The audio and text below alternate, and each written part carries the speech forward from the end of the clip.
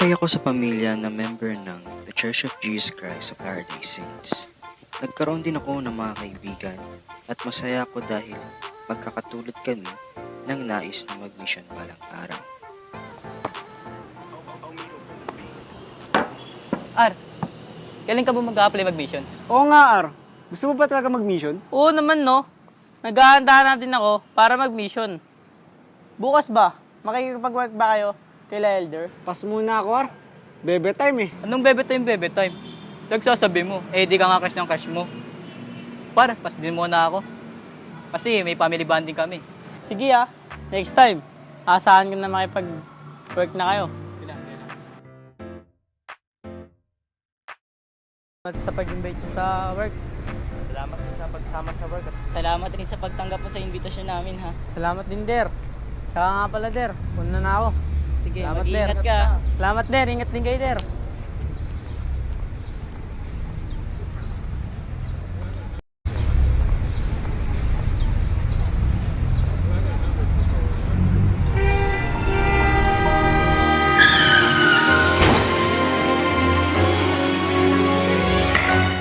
Kung wala ka nang maintindihan, kung wala ka nang magkapitan, kapit ka sa akin, kumapit ka sa akin, hindi kita bibitaw.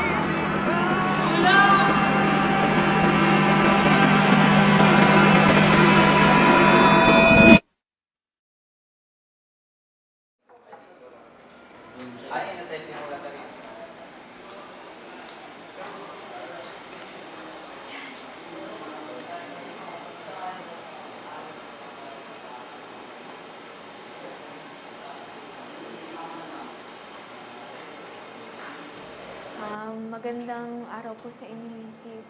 Gusto ko lang po sana ibalita sa inyo yung naging resulta po ng x-ray ng anak niyo po. Lumabas po kasi dito sa x-ray niya na may multiple broken bones na nakita po nangyari dito sa left leg niya. And sadly po, normally sa mga cases na nakikita natin ganito, is it would take years of medication and therapy para po gumaling po. Hindi ko naman po sinasabi na hindi na po siya gagaling, pero I'm just saying na mas okay po na ma-explain po natin sa pasyente na hindi po talaga madali yung proseso ng pagpapagaling ng paa niya. Gusto ko lang po sana magpasensya sa nangyari po. Gagawin po namin lahat para mapagaling po siya. Matutulungan po namin kayo talaga. Yun lang po sana. Maiwan na lang po rin kayo.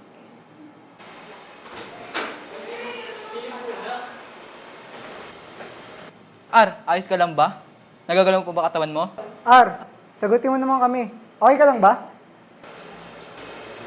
Mga bata, huwag niyo munang kausapin si RR. Parang hindi pa siya masyadong mahimasmasan sa pangyayari. Oo nga, mga batang to, pagpahingayin niyo muna kayo ang kapatid ko. Wala pang pahinga yan, oh. Magsiuwi na kaya kayo. Ar, puna na kami, Magaling ka. Ar, magaling ka. Ar, kanina ka pa nakatulala, Ano bang iniisip mo dyan? Ma. Paano yung mission ko? Bakit nila lang ako tanggapin? Dahil sa paa ko. Kaya mo yun, anak. Alam naman ni Heavenly Father yung desire ng puso mo. Pray natin.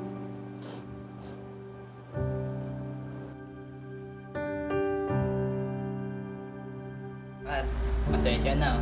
Unahan ka na muna namin. Hindi natin akalain na ganyan yung mangyayari sa'yo. Drama mo naman. Parang di ka babalik Galingan nyo mga elders. Balang araw ako naman.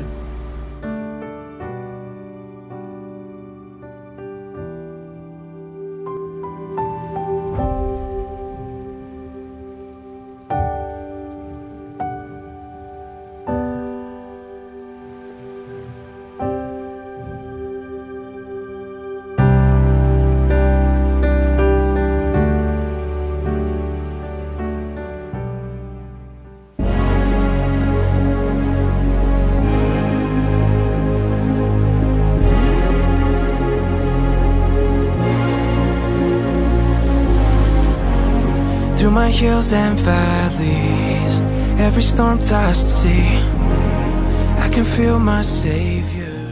Tinanggap ko na hindi sa lahat ng oras, ang mga gusto ko sa buhay ay ang laging masusunod. Sa pagtitiwala ko sa plano ng Panginoon, ako ay nagpatuloy pa rin sa aking paghahanda para makapag-mission. I believe that God's miracles never ceased. He will rescue me. I can do all things with the Savior by my side. I can climb to greater heights, find the strength I need. I can do all things with Christ. I can do all things with Christ.